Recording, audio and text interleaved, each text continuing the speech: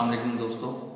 आप तमाम दोस्तों का बहुत बहुत शुक्रिया जिन लोगों ने मेरी वीडियोस को लाइक किया। उन्होंने बहुत से मशवरे भी दिए, तो मुझे बड़ी खुशी हुई, मुझे हौसला हुआ कि मज़ीद मैं वीडियोस जारी रखूं, आप दोस्तों को नई से नई इंफॉर्मेशन दूं।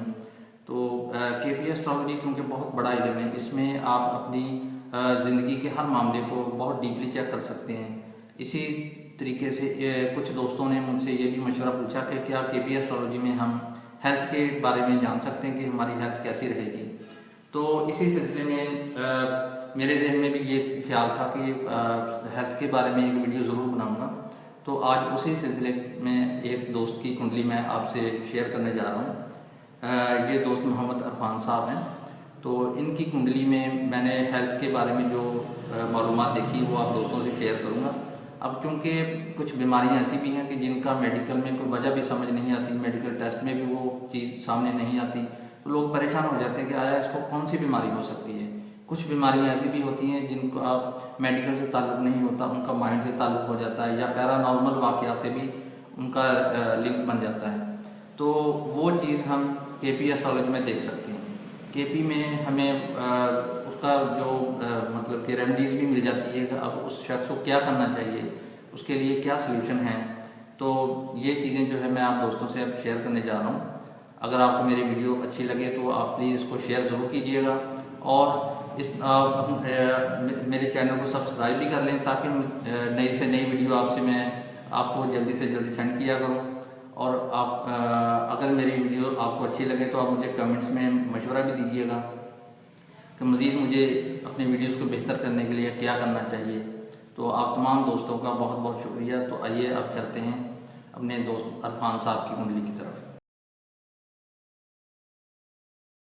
मोहम्मद अरफान साहब की डेट ऑफ बर्थ है 6 अक्टूबर 1979 और इनका टाइम बर्थ है सुबह 4:46। इनकी पैदाइश कमालिया में हुई है। अरफान साहब की कुंडली मुलाजा करें। बीमारी देखने के लिए सबसे पहले फर्स्ट सब लॉर्ड को देखते हैं कि वो किन घरों को सिग्निफाई कर रहा है। अगर हम कस्पल पोजीशन वाली टेबल को देखें तो फर्स्ट सब लॉर्ड राहु बनता है। फर्स्ट सब लॉर्ड से ही हम ये देखते हैं कि आया बीमारी की सूरत में डेथ हो सकती है या किसी और वजह से, यानी गैर कुदरती मौत भी हम फर्स्ट सब लॉर्ड से देख सकते हैं। इसके अलावा ये देखने के लिए कि ज़िंदगी लंबी है या मुख्तसर है, ये भी हम फर्स्ट सब लॉर्ड से देख सकते हैं। इसके अलावा खुदकुशी करने वाले अफराद का भी फर्स्ट सब लॉर्ड ही देखा जाता है। बीमारी की सूरत में ये देखना कि ऑपरेट होगा या मेडिसिन से ही इलाज हो सकता है, उसके लिए फिफ्थ सब लॉर्ड को देखते हैं। जिस्म में नामालूम बीमारी जिसका किसी टेस्ट में पता ना चल सके वो भी सिक्स्थ सब लॉर्ड से देखी जाती है। इसके अलावा सिक्स्थ सब लॉर्ड से ही हम ये देख सकते हैं कि साहिब कुंडली को किसी किस्म की बीमारी लग सकती है। कौन कौन सी ऐसी बीमारियां हैं जो इसके जिस्म में पैदा हो सकती हैं, वो सब सिक्स्थ सब लॉर्ड से हम देख सकते हैं। कुंडली के 5वें घर का जो सब लॉर्ड होता है, हम उससे बीमारी की रेमेडीज देख सकते हैं, तरीका इलाज चेक कर सकते हैं कि आया इसको कौन सा तरीका अपनाना चाहिए जिससे इनकी बीमारी ख़त्म हो। गैर कुदरती मौत या बीमारी से मौत या ऐसी बीमारी जिसका ताल्लुक डिप्रेशन से हो, इन तमाम मसाइल को हम कुंडली के 8वें हाउस के सब लॉर्ड से मालूम कर सकते हैं। ऐसी बीमारी जिसमें दम घुटने वाली कैफियत हो जैसे अस्थमा वगैरह, उसके लिए 12 सब लॉर्ड से हम देख सकते हैं। इरफान साहब का फर्स्ट सब लॉर्ड राहु है, फिफ्थ सब लॉर्ड जुपिटर है, सिक्स्थ सब लॉर्ड केतु है, 8वें घर का जो सब लॉर्ड है वो सैटर्न है और 12 सब लॉर्ड वीनस है। अब हम बिल तरतीब सबको चेक करते हैं कि फर्स्ट सब लॉर्ड राहु को अगर हम प्लानिटरी सिग्निफिकेशन वाली टेबल में देखें तो ये हाउस नंबर 6 और 12 को सिग्निफाई कर रहा है। जब फर्स्ट सब लॉर्ड कुंडली के 6, 8 या 12 हाउस में से किसी एक या दोनों को सिग्निफाई कर ले तो उसका मतलब ये होता है कि एक ऐसा शख्स जिसको हर तरफ से बीमारियों ने घेरा हुआ हो या ऐसी बीमारियां जो काफ़ी तकलीफदेह होती हों, ऐसे शख्स को खाने पीने में बहुत एहतियात करनी चाहिए और मौसम चेंज होते ही एहतियाती तदाबीर ज़रूर करनी चाहिए। कुंडली का 8वां और 12वां घर को बाधक हाउस कहा जाता है।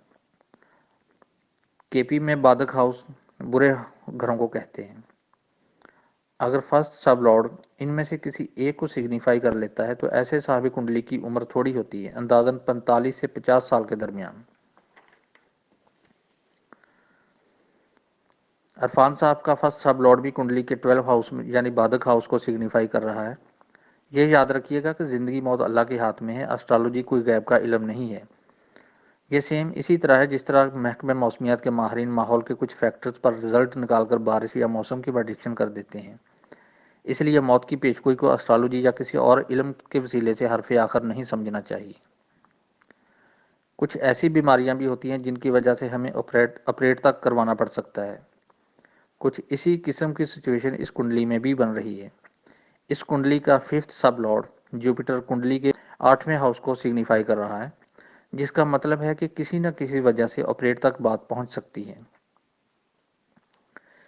اس کنڈلی میں 6 سب لارڈ کیتو کنڈلی کے 6 اور 12 ہاؤس کو سگنیفائی کر رہا ہے، اس لیے ان کے اوپر کوئی ایسی پیچیدہ بیماری کا حملہ ہو سکتا ہے جو کسی ٹیسٹ میں ظاہر نہیں ہو سکے گی۔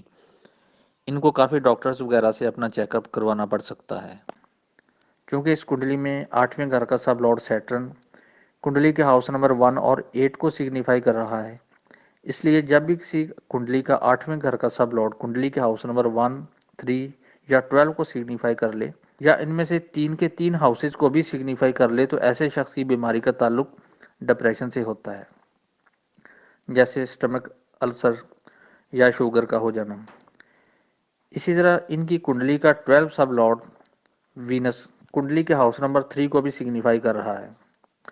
جب بھی کسی کی کنڈلی کا 12 سب لارڈ کنڈلی کے ہاؤس نمبر 3 یا 8 کو سگنیفائی کر لے تو بیماری کی آخری سٹیج پر دم گھٹنے جیسی کیفیت پیدا ہو جاتی ہے، جیسے استھما وغیرہ۔ زندگی کا خاتمہ یا تو کسی ایکسیڈنٹ کی صورت میں ہوتا ہے یا بیماری کی صورت میں یا کوئی ناگہانی آفت کی صورت میں یا اچانک پرسکون حالت میں۔ کنڈلی میں اگر 8ویں گھر کا سب لارڈ ہاؤس نمبر 6 یا 12 کو سگنیفائی کر لے تو موت بیماری کی صورت میں ہی آتی ہے۔ اس کنڈلی کا 8ویں گھر کا سب لارڈ سیٹرن بھی 12 ہاؤس کو سگنیفائی کر رہا ہے، لہٰذا آخری وقت میں بیماری دوبارہ بڑھ سکتی ہے۔ اب آتے ہیں ریمیڈیز کی طرف کہ بیماری کو ختم کرنے یا بیماری کی شدت کم کرنے کے لیے یا یہ دیکھنے کے لیے کون سا طریقہ علاج کیا جائے جس سے بیماری کم ہو یا بیماری کا خاتمہ ہو جائے، تو اس کے لیے 5th سب لارڈ کو دیکھتے ہیں۔ کیونکہ 5th ہاؤس کنڈلی کے 6 گھر سے پچھلا گھر ہوتا ہے اور پچھلا گھر اپنے سے اگلے گھر کا الٹ رزلٹ دینے والا ہوتا ہے، جیسے 6 گھر بیماری کا اور اس سے پچھلا یعنی 5واں گھر بیماری ختم کرنے والا ہوتا ہے۔ ویسے بھی اگر 6 گھر کو ہم اگر پہلا گھر سمجھ کر گننا شروع کریں تو 5ویں گھر 6 کا 12واں گھر بنے گا اور 12واں گھر کنڈلی کا اپنے سے اگلے گھر کا الٹ رزلٹ دینے والا ہوتا ہے۔ لہٰذا ہم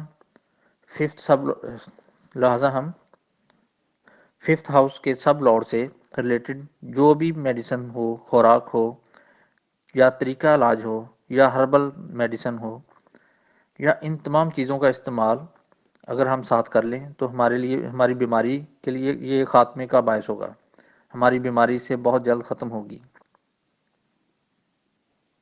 اور یہ طریقہ علاج بہت کارگر اور کامیاب ریمیڈی گنی جائے گی۔ اب اس کنڈلی کا 5th سب لارڈ جوپیٹر ہے اور جوپیٹر ایلوپیتھک طریقہ علاج سے منسوب ہے، لہٰذا عرفان صاحب کو یہ مشورہ ہے کہ وہ اپنی کسی بھی بیماری کی صورت میں کسی اور طریقے علاج کی کوشش نہ کریں بلکہ انہیں ایلوپیتھک میڈیسن استعمال کرنے سے ہی فائدہ ہوگا۔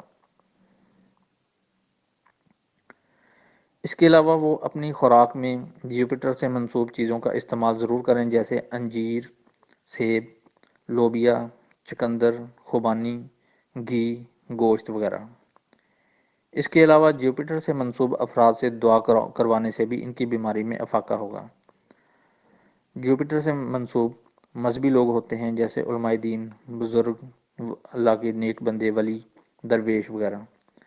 اس کے علاوہ جوپیٹر کا صدقہ بھی انہیں دینا چاہیے۔ جوپیٹر کا صدقہ ہے بروز جمعرات صبح جب سورج نکل آئے اس وقت سفید رنگ کا اناج جیسے چاول ان کو کسی چلتے پانی میں نہر یا دریا یا سمندر میں ڈال دیں۔ یہ صدقہ 5 جمعرات ادا کرنے سے انشاءاللہ بہت زیادہ فائدہ ہوگا۔ घर में एक्वेरियम में फिश रखने से भी जुपिटर की पॉजिटिविटी मिलती है। इसके अलावा येलो सफ़ायर अपनी फर्स्ट फिंगर में बरोज़ जुमेरात पहनना बीमारी से तहफ़्फ़ुज़ दिलाएगा। दोस्तों, मेरी ये वीडियो आपको कैसी लगी कमेंट्स में ज़रूर बताइएगा। आप तमाम दोस्तों का बहुत बहुत शुक्रिया। अगली नई वीडियो तक के लिए इजाज़त दीजिए। खुदा हाफिज़।